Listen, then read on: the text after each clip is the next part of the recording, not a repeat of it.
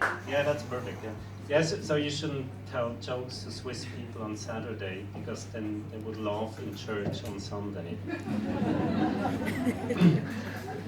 We heard the lab coat in the introduction from Diane in the beginning, and I think this is often how science is depicted, like people like scientists like us walking in bright, shiny white lab coats through like Bauhaus-style buildings, clear edges, large windows let in the bright light to shine in all the corners and to really show all these ornaments and these aesthetics. And we do experiments and we distinguish true from false.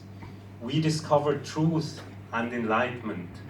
And we say this is how it works in biology. Of course, it's not like that. Biology research, this is more like you can imagine myself as a scientist wandering through a foggy, obscure landscape. Features emerge and disappear. What looked rock solid from the distance is a fleeting spectre upon approach. Solid ground is distinguished from swamp by like doing miniature step after step. And if we see something, an entity, a process, we look at it from all sides, we describe it, we feel it, we touch it, until we are sufficiently certain that it's real and not just a dream. Too often, we end in dead ends. So, around this time in 2013, I was up to discovering, looking at one of these foggy things, the movement of the ribosomes. Let me briefly introduce these little thingies, these tiny thingies, which are in all cells of our bodies. You can imagine my genome, your genome, like a huge library with thousands, tens of thousands of books. And like servant little spirits go in and out and they grab the books, and the books contain the building plans for the proteins that you are needing at a specific moment. So for example, today at lunch I was at an all-you-can-eat buffet. So I needed a lot of proteins that could digest all that food. They're working hard to digest it, and in fact, I think they're still working on it. But for example, after that show, I will desperately need a drink, and so there will be alcohol in it. I will need the protein alcohol dehydrogenase to get rid of the alcohol. So the ribosome is the reader of the book. It translates the book, it reads the text and makes a protein. And when the ribosome is reading that book, that text, the question is essentially, is it sliding over the text, or is it jumping from word to the next word to the next word? This is what I wanted to see. So you might think, yeah, why doesn't it just, like look at these whatever ribosome stuff? These ribosomes, they're so tiny. Imagine flying in a plane over Berlin, 10 kilometers, 6 miles, 10 kilometers. And you would like to see the ants on the ground, like here on the courtyard of Pfefferwerk, like the ants running around. And this is essentially what I wanted to do from that distance. I want to see, are the ants running around, walking, or are they jumping? And of course, you cannot see ants from a plane. And you cannot see movements of ribosome just by looking at cells. So I needed some serious science gourmet shit to get this working.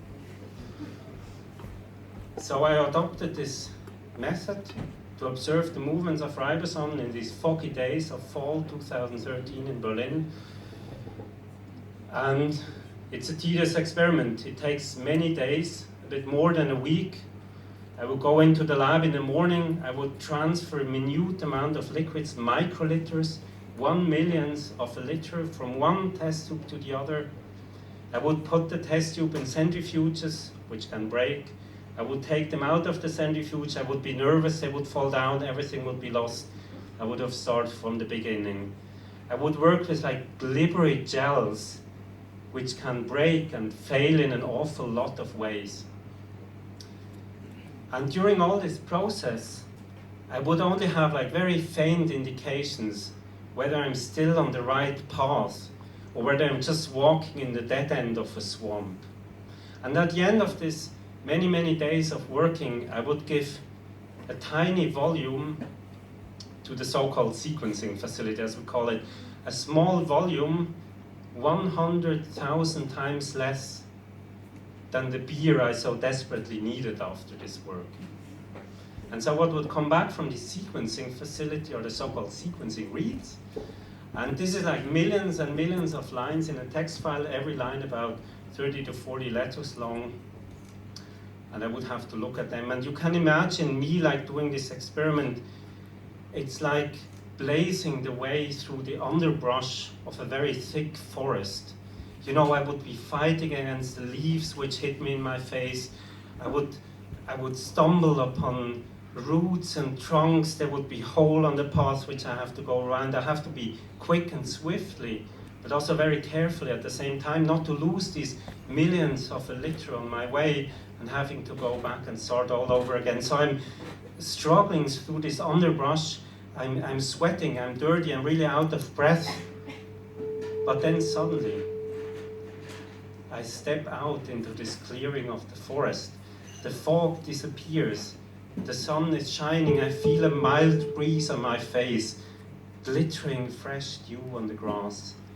And there I see the ribosomes jumping from one word to the next, to the next.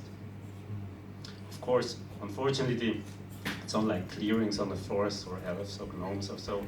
It's a computer screen.